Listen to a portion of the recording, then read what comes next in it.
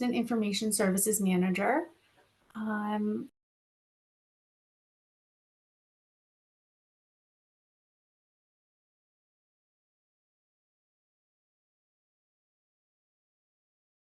So I apologize for that.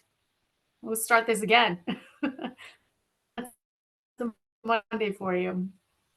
Hi, everyone. I'm Lisa Merrill. I am the Assistant Information Services Manager here at the Office of Aging and Disability Services. And I've been filling in for Leslie Miska. She's on vacation. She'll be back on next Monday, a week from today. I just want to start the meeting with an apology. I didn't get the Evergreen communication out from last week until today. So I apologize for that, but everybody should have received that and in their email. Just a couple of little reminders for everyone. As far as access to Evergreen, we have 3 different forms out on our website. And each form, there's 3, one for each one of our disciplines. So we have a developmental disability form, we have a brain injury form, and we have an other related conditions form. So when you need additional access or just initial access to Evergreen, could you please fill out the appropriate form and then email it to evergreen.dhhs@maine.gov. We are currently working on a web-based access request. And so you'll be able to just to submit that. You'll just go to a website and be able to submit your access request there. Hopefully that will cut down on some paperwork and some confusion as well. Oh, and I forgot at the beginning of this meeting to say, as is normal format, if you have questions, please enter them in the question and answers portion of the Zoom meeting, and we'll get to those in a moment. I do want to share my screen. We want to just kind of give everybody a heads up in the channel, in the Change Champion or the Agency Support Person channel. There's a way to go ahead and search through the conversation. So for example, if you're looking for information that's pertaining to reclass, you can type in the keyword reclass and everything related to that word will show up so that you can quickly look for things. I'm going to go ahead and share my screen and show everyone how to do that.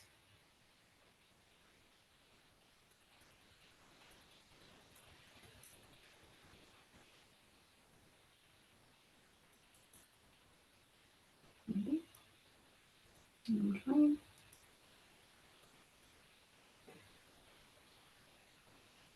Okay. So it's now sharing, and you'll see that I am currently in the CCM Care Coordinator channel. And here in this channel, if you wanted to search and find the keyword for something, if you see these 3 ellipses here, if you click on the 3 ellipses, then you see a magnifying glass and it says find in channel. If you click on that, you can type in a keyword search. So if you wanted to see anything that was related to class, type in the word reclass and click enter, and then you can see anything that pertains to that word. So you can quickly look down through the conversations.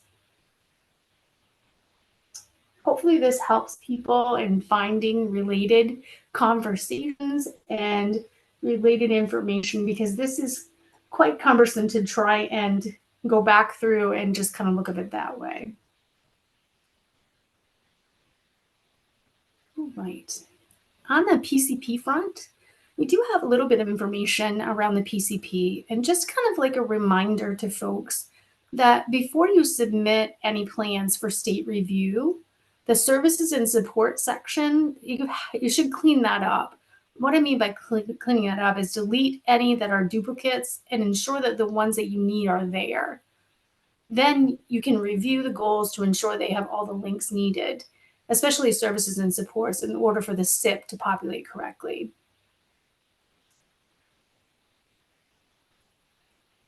So that's all I had today. I really didn't have a lot. And we didn't have a deploy over the weekend, so there's nothing new on that front. So I'm going to go ahead and go to the question and answers. And let's look here. Already got 4. Awesome. Okay. So the first one is from John Dick's organizations directly, or will it remain the case managers only have access? So our providers do have access to run a report, I do believe, around prior authorizations. So I'm not quite sure what kind of access you're looking for, John. Maybe you can expound on that a little bit. Heidi Kraft asked, how do I access the Teams channel? I am a new change champion. Okay, you should have received an invitation, Heidi. I will definitely check after this and see if I can find you in that channel. If I can't, then I'll re-add you and you'll get another invitation. Let me just make a note of that real quick. And Heidi, I should have your email address. If I don't, then I will see if I can find that for you. I'm sending it, Lisa. Whoops. I'm sending it, Lisa. Oh, you're sending it. Okay. I think I just X'd out of one of the questions.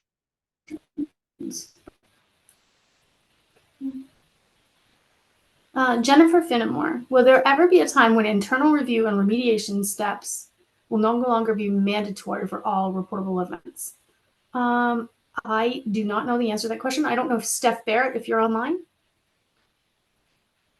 If you are, if you may be able to answer that. If not, Jennifer, we'll get an answer for you and get back to you on that one. Ellen Berger asks, hello, Ellen. We are currently intaking someone from Adult Community Case Management Services who is responsible, has permission to fill out the case management acceptance form under the assessment category and forms.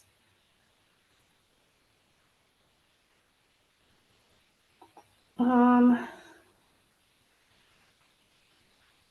believe it is community case managers that can fill out that form and the supervisors. But I don't know, are you saying that you don't have access, Ellen? I'm not quite sure as to if the question that you're asking is because you need access to it or not. So if you want to just let me know. But community case managers should have access to complete that form and their supervisors. And Bethany, I can add you as well, Bethany Sykes. Let me just add you to my list.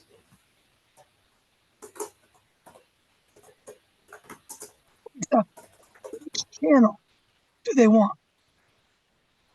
I'm assuming that it is the agency support channel, but that would be a great question. So Heidi and Bethany, if you can let us know which channel you would like access to. We do have the provider channel and the agency support channel. CCM. It's CCM channel. CCM channel, yes. And poor Nancy. Nancy has lost her voice. I think might be a little bit of an allergy to Evergreen. I'm not quite sure, but she sounds pretty sick. So I'm trying not to have her talk too much. Yes, Courtney. If the most recent plan is still not indicated as active, should we continue to email evergreen.dhhs? Yes, that's correct. We believe that the majority of the plans have been marked active. Hopefully that is true. I believe that we've seen a couple one-offs that were not, that they had no plans that were marked active. So we believe that we can do it on a case-by-case basis and try to fix that. So please do, if you haven't received an answer, then please email Nancy at nancy.j.kitchen, KITCHIN at maine.gov.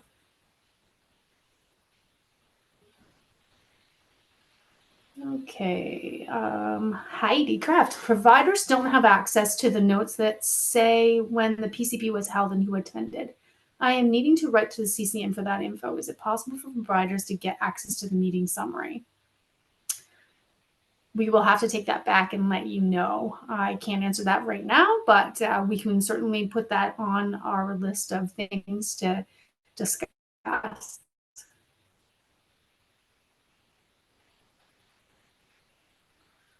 John Dixon, while providers can access the report, the above question is in regards to accessing the authorization itself.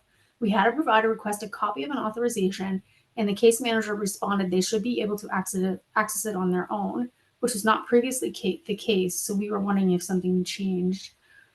It depends on your access. I don't believe that you do have access to see that authorization.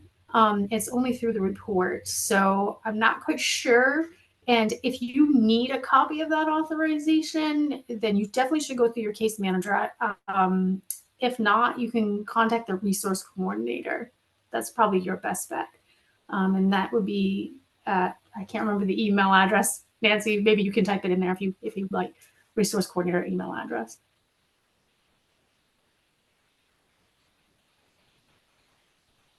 Ellen Berger, currently my team, including supervisors, does not have access, so we were wondering how to get access.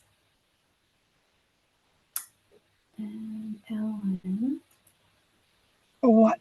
Access to what? I'm not quite sure.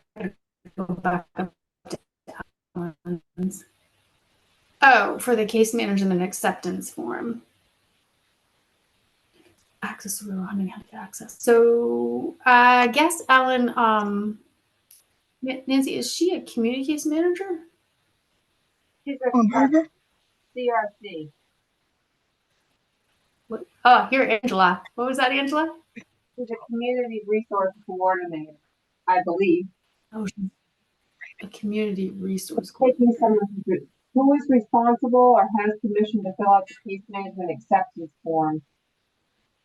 So that's for intake, Ellen, intake and eligibility. So that wouldn't apply to you guys. You would just need the person to sign a permission for services form, which you can find right on the website. But if you need that, let me know.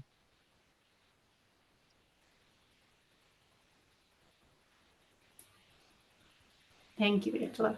Welcome. And Heidi, you need agency support and provider channel. Okay.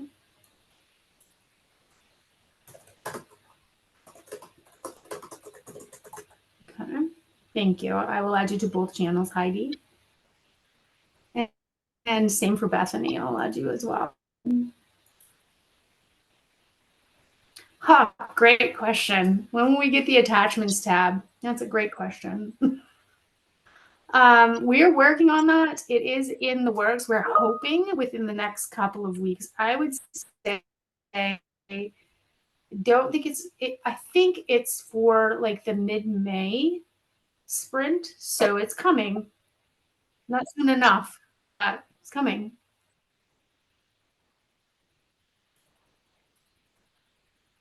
Thank you, Tonya. Tonya Horton added to the chat the question and answers. It's resource coordinator ODES at maine.gov. Regarding reclassification packet. Oh, did somebody say something? Okay. Francis Cartier. Regarding reclassification packet, when I select the active plan, Evergreen sends a message. It is not the latest completed form. The one which will link to the plan as a 90-day review from the previous year. How should I proceed? I believe currently, can I just pop in here for a second? I believe currently, the waiver team was saying that whatever plan allows you to link to it, link that one, and then they will go in and look for the most current one. So the answer to that is whatever one allows you to link it. Thank you, Angela. Lucy Holmes from PTS no longer has access to the CCM channel. And I'm assuming, Lucy, that you want access. Yeah, she would have had access. So I will add you as well. She would have had access? Mm-hmm. Okay. All right. I will add her. Behavior management, Jessica Fitzpatrick writes, behavior management plans for those who reside in ICF. Currently, individuals in ICF with protective safety devices are sent through the crisis ODES email for review as they do not have case managers. Last memo we received with confirmation from behavior management plans submitted for review did not include any information for those who reside in ICF. Do we send the packet to the crisis ODES email address for review and specify there's no CCM? Therefore, the packet was submitted via email. Jessica, I believe that is still the same. I don't know for sure, so I'm going to take this question back to Lori Mitchell and get an answer for you, just so that we can be specific. Misty Nyman writes, will provider agencies need to enter or to data enter BMPs into Evergreen? What about functional assessments and PSPs? Currently, I don't believe that we're entering the BMPs into the system. I'm not sure about functional assessments and PSPs. In Nancy or Angela?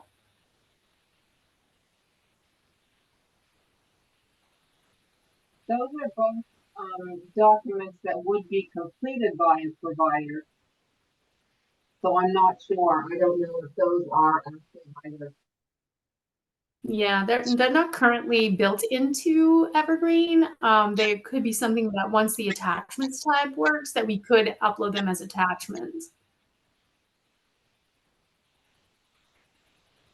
And Stacy Medina, yes, I can add you as well. And I'm assuming that you must mean the CM channel. Access to the CCM channel. Perfect, thank you.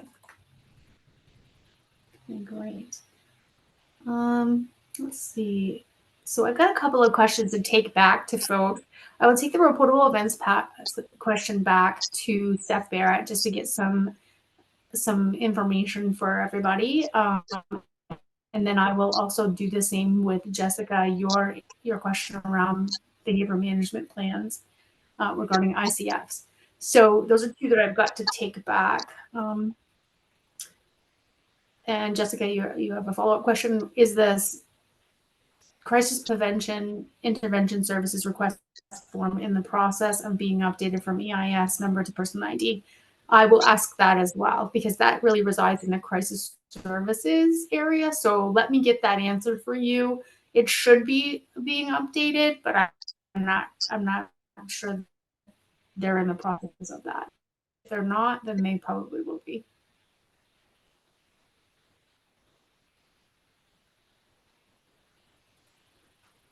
Okay. I don't see any other questions. Let me just go back through, make sure I didn't miss any.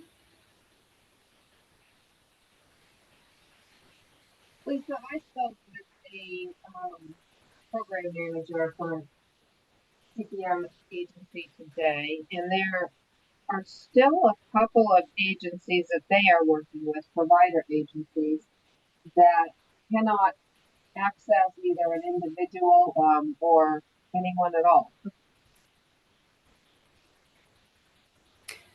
Yeah, so when that does happen, they can email evergreen.dhhs@maine.gov and we can actually work with them or try and figure out why their access is not quite right.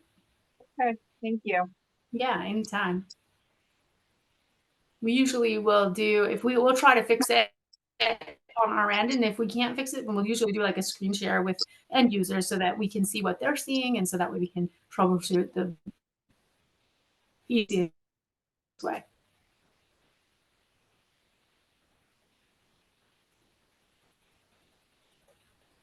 I have one question. John Dixon, when a new service location has been entered in Evergreen, how long before a case manager can see it? So it should be pretty quickly.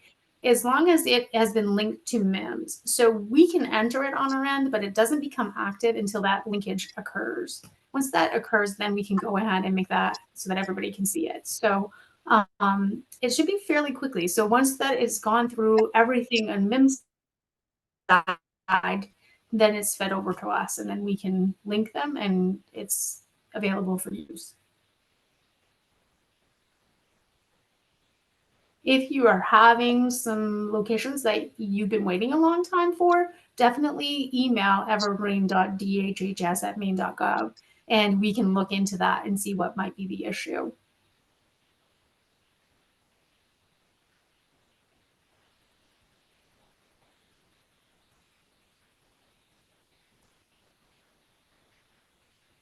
Okay, folks, I don't see any other questions. I really appreciate everybody's time. And I do have some questions to get back to folks on. And as always, if you have questions, please reach out to the change champion or the agency support person, the community case manager, whatever we're calling that channel now.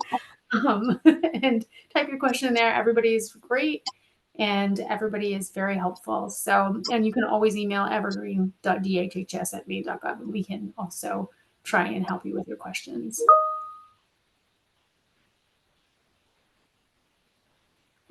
Thank you so much. Hope everybody has a great afternoon.